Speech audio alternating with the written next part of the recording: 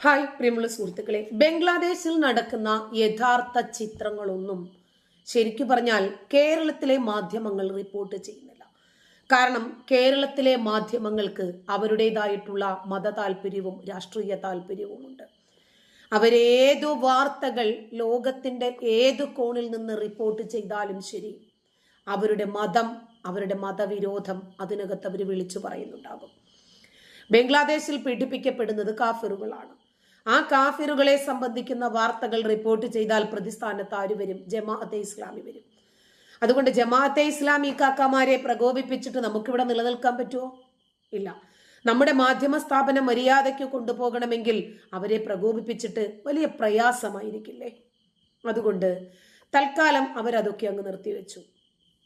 എന്നിട്ട് ബംഗ്ലാദേശിലെ കാഫിറുകൾ വിശ്വാസികളാൽ കൊല ചെയ്യപ്പെടേണ്ടവർ തന്നെയാണ് എന്ന ആശയം വെച്ചിട്ടാണ് ഇപ്പോൾ വാർത്തകൾ പടച്ചു വിട്ടുകൊണ്ടിരിക്കുന്നത്. ബംഗ്ലാദേശിൽ ഇപ്പോൾ ഹിന്ദുക്കൾക്ക് നേരെയുണ്ടായ അതിക്രമങ്ങളിൽ മനം മടുത്ത് ഇസ്ലാം മതം ഉപേക്ഷിക്കുകയാണ് മുസ്ലിം യുവാക്കൾ. മുസ്ലിം യുവാക്കൾക്ക് തന്നെ ഇവരുടെ ക്രൂരത ബോധ്യപ്പെട്ടിരിക്കുന്നു. ഇങ്ങനെ ഒരു മതം, ഇങ്ങനെ സഹജീവികളെ കൊന്നും കൊലവിളിച്ചും അവർക്ക് വേണ്ടി കൊല്ലപ്പെട്ടും അങ്ങനെ കിട്ടുന്ന സ്വർഗം എനിക്ക് വേണ്ട എന്ന് ഹമാസ് നേതാവിന്റെ മകന് വരെ തോന്നിയിട്ടുണ്ടെങ്കിൽ ഈ ആശയം ചിന്തിക്കുന്ന തലമുറയ്ക്ക് ശരിക്കും ഉദ്ബോധനം തന്നെയാണ്, സംശയമില്ല. ഫക്രുദ്ദീൻ എന്ന ഒരു യുവാവ് ഇസ്ലാമിസ്റ്റുകൾ ഈ ഹൈന്ദവരോട് കാണിക്കുന്ന, ബംഗ്ലാദേശിലെ ന്യൂനപക്ഷങ്ങളായ മനുഷ്യരോട് കാണിക്കുന്ന ക്രൂരതയിൽ മനം നൊന്ത് സ്വന്തം മതം ഉപേക്ഷിക്കുക മാത്രമല്ല, തന്റെ പേര് ഫത്തേ ബഹദൂർ സിംഗ് എന്നാക്കി മാറ്റുകയും അത് പൊതുജന മധ്യത്തിൽ വന്നു നിന്ന് പറയാനും യാതൊരു മടിയും ഉണ്ടായില്ല. പ്രത്യേകിച്ച് ബംഗ്ലാദേശിന്റെ ഭരണഘടനയിൽ നിന്നും മതേതരത്വം വരെ എടുത്തു മാറ്റപ്പെട്ട സാഹചര്യത്തിലാണ് ഇന്ന് ബംഗ്ലാദേശ് ഉള്ളത്.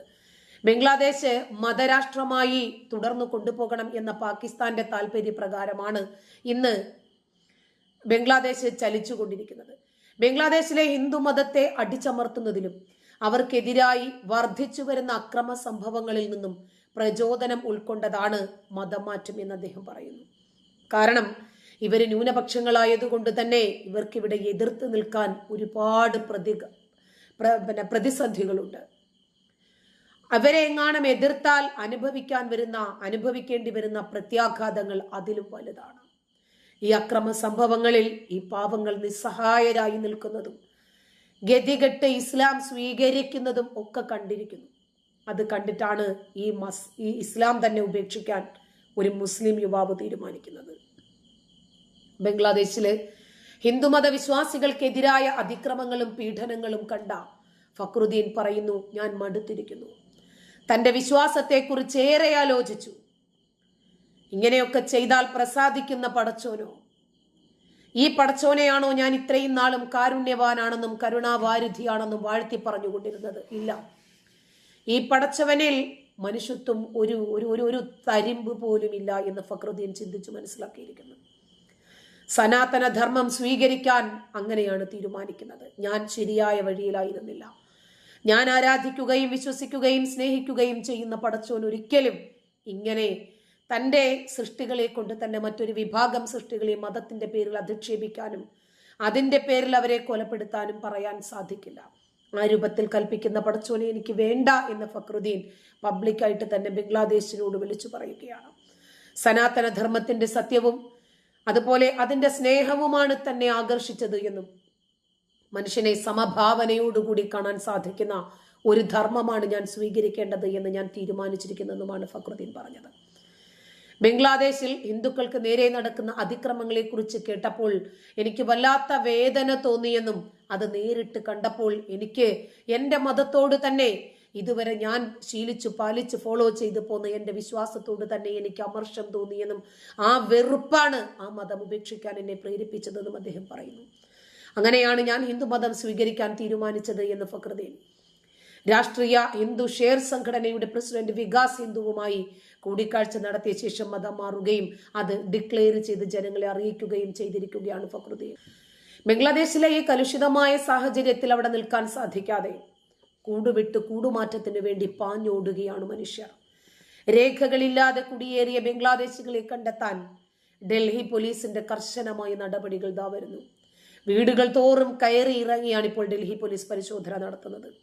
ഇതിനോടകം 1500-ലേറെ ബംഗ്ലാദേശി കുടിയേറ്റക്കാരെ തിരിച്ചറിഞ്ഞതായി ഡൽഹി പോലീസ് വൃത്തങ്ങൾ അറിയിച്ചു.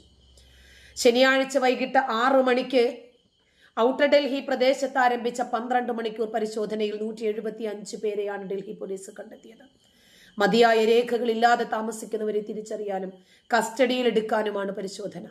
അനധികൃത കുടിയേറ്റക്കാരുടെ എണ്ണം വർദ്ധിക്കുന്നു എന്ന റിപ്പോർട്ടുകളെ തുടർന്നാണ് ലഫ്റ്റനന്റ് ഗവർണർ VK സക്സേന കർശന നടപടിക്ക് ഉത്തരവിടുന്നത്. ഡിസംബർ 11-ാം തീയതിയാണ് ഡൽഹി പോലീസ് വ്യാപകമായ പരിശോധനയ്ക്ക് തുടക്കമിട്ടത്.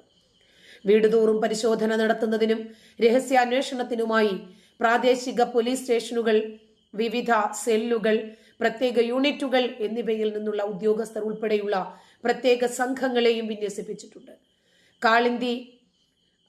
കാളിന്തി, കുഞ്ച്, ഹസ്രത്ത് നിസാമുദ്ദീൻ പ്രദേശങ്ങളിൽ നിന്ന് 1000-ലധികം പേരെ തിരിച്ചറിഞ്ഞതായി ഡെപ്യൂട്ടി പോലീസ് കമ്മീഷണർ രവികുമാർ സിംഗും രേഖപ്പെടുത്തി. ഇപ്പൊ പൊതുവെ ഹിന്ദു മതമാണ് സമാധാനത്തിന്റെ മതം എന്ന് മനസ്സിലാക്കി ഒരുപാട് ആളുകൾ ഹിന്ദു മതത്തിന്റെ ആ ഒരു ധർമ്മത്തിലും ആശയത്തിലും ആകൃഷ്ടരാകുന്നുണ്ട്.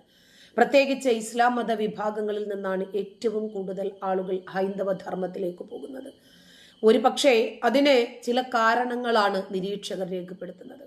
ഒന്ന്, സ്വന്തം മതം ഒരിക്കലും കാരുണ്യമല്ല, സ്നേഹമല്ല പഠിപ്പിക്കുന്നത്. അക്രമവും കൊള്ളയും കൊലപാതകവുമാണ് പഠിപ്പിക്കുന്നത് എന്ന് മനസ്സിലാക്കി ആ മതത്തിന്റെ ആശയങ്ങൾ അതുവരെ പഠിച്ചതിൽ നിന്നും നമുക്ക് ഒരിക്കലും അംഗീകരിക്കാൻ സാധിക്കാത്തതാണ്, മനുഷ്യത്വരഹിതമാണ് എന്ന് ഇവർ മനസ്സിലാക്കുകയും ഉൾക്കൊള്ളുകയും ചെയ്തതിൻ്റെ അടിസ്ഥാനത്തിലായിരിക്കാം അവർ ആ മതം ഉപേക്ഷിക്കുന്നത്. 2, ഹൈന്ദവ ധർമ്മത്തെക്കുറിച്ചിട്ട് അറിഞ്ഞോ അറിയാതെയോ ആരെങ്കിലുമൊക്കെ പറഞ്ഞു പോയത് കൊണ്ടാണോ, എന്ത് തന്നെ ആയിരുന്നാലും ശരി, ഇത് ഒരുപാട് വാർത്തകൾ ഇതേ രൂപത്തിൽ ഇപ്പോൾ റിപ്പോർട്ട് ചെയ്യപ്പെടുന്നുണ്ട്. സനാതന ധർമ്മത്തിന്റെ മഹത്വം തിരിച്ചറിഞ്ഞ് ഹിന്ദുമതത്തിലേക്ക് എത്തുന്നവരുടെ എണ്ണമാണ് ഇപ്പോൾ വർദ്ധിച്ചുകൊണ്ടിരിക്കുന്നത്. അസമിലെ ബോഗാഗാവ് എന്ന് പറയുന്ന നഗരത്തില് 11 ക്രിസ്ത്യാനികളും 1 മുസ്ലിം കുടുംബവും സനാതന ധർമ്മം സ്വീകരിച്ചിരിക്കുന്നു. അതാണ് ഇപ്പോൾ ഇന്ന് പുറത്തു വരുന്ന വാർത്ത. ക്രിസ്ത്യൻ മിഷണറിമാരാൽ ക്രിസ്ത്യൻ മതം സ്വീകരിച്ച രാജവൻഷി സമുദായത്തിൽപ്പെട്ടവരാണ് ഇപ്പോൾ ഹിന്ദു മതത്തിലേക്ക് തിരികെ വരുന്നത്. പണവും മറ്റ് സഹായങ്ങളും നൽകി പ്രലോഭിപ്പിച്ച് മിഷണറിമാർ തങ്ങളെ ക്രിസ്തുമതത്തിലേക്ക് മാറ്റുകയായിരുന്നു എന്നാണ് അവർ പറയുന്നത്. എന്നാൽ മതം മാറിക്കഴിഞ്ഞ് പണമോ ആനുകൂല്യങ്ങളോ ഒന്നും ലഭിച്ചില്ല. കബളിപ്പിച്ചാണ് തങ്ങളെ മതം മാറ്റിയിരിക്കുന്നത് എന്ന് അവർ പറയുന്നു. നമ്മൾ ഇതുവരെ ശീലിച്ചു പാലിച്ചു പോന്ന വിശ്വസിക്കുന്ന ആചാരങ്ങളൊക്കെ അനുഷ്ഠിച്ചു പോകുന്ന ഒരു മതത്തെക്കുറിച്ച് ആരെങ്കിലും പെട്ടെന്ന് എന്തെങ്കിലും തരാമെന്ന് പറഞ്ഞാൽ അങ്ങനെ പെട്ടെന്ന് മാറുമോ ആശയങ്ങൾ? എല്ലാവർക്കും മാറുമോ എന്ന് എനിക്കറിയില്ല, എനിക്കത് വിശ്വസിക്കാൻ കഴിയുന്നില്ല. എന്ത് തന്നെ തരാമെന്ന് പറഞ്ഞാലും ശരി, നമ്മുടെ മനസാക്ഷിയെ വഞ്ചിച്ചുകൊണ്ടുള്ള ഒരു ലൈഫ് നമ്മൾ തിരഞ്ഞെടുക്കുമോ? എനിക്കറിയില്ല. അങ്ങനെ സ്ഥാനമാനങ്ങൾക്ക് വേണ്ടിയും പണത്തിനു വേണ്ടിയും പ്രശസ്തിക്ക് വേണ്ടിയും ഒക്കെ ആ രൂപത്തിൽ വേഷം കെട്ടിയാടുന്ന ആളുകൾ ഉണ്ടായേക്കാം. മകളുടെ ആരോഗ്യനില കാട്ടിയാണ് തന്നെ മതം മാറ്റിയത് എന്ന് കൂട്ടത്തിൽ ഉൾപ്പെട്ട സ്ത്രീയിൽ ഒരാൾ പറയുന്നു. ഞാൻ ക്രിസ്ത്യാനിയായാൽ എൻ്റെ മകൾ സുഖം പ്രാപിക്കുമെന്ന് മിഷണറിമാർ എന്നോട് പറഞ്ഞു. എന്നാൽ പിന്നീട് ആ മകൾ മരിച്ചു. അതോടുകൂടിയാണ് ആ വിശ്വാസം ഇവർക്ക് നഷ്ടപ്പെടുന്നത് അത്രേ. എന്നാൽ ഇസ്ലാം മതത്തിൽപ്പെട്ട ഒരു കുടുംബം മുഴുവനും 11 പേരെക്കാൾ അധികം വരും. അവരും മുഴുവനും മതം ഉപേക്ഷിച്ചിരിക്കുന്നു. അവരും പറയുന്ന കാരണം ഇത് തന്നെയാണ്. മരിച്ചു കഴിഞ്ഞാൽ കിട്ടുന്ന ഒരു സ്വർഗത്തിനു വേണ്ടി ഈ ലോകത്തെ സ്വർഗീയ അനുഭൂതികളെ നരകമാക്കി മാറ്റുന്ന ഒരു വിശ്വാസത്തോട് യോജിക്കാൻ പറ്റുന്നില്ല. എങ്ങനെയൊക്കെ നോക്കിയാലും ശരി, മറ്റു മതവിശ്വാസികളെ അസഹിഷ്ണുതയോടുകൂടി മാത്രം കാണുന്ന ഒരു മതത്തിലായിരുന്നല്ലോ ഇതുവരെ എന്നതിൽ വേദനയുണ്ട് എന്ന് പറഞ്ഞിട്ടാണ് ഒരു കുടുംബത്തിലെ മുഴുവൻ ആളുകളും ഹിന്ദു മതം സ്വീകരിക്കുന്നത്. നന്ദി.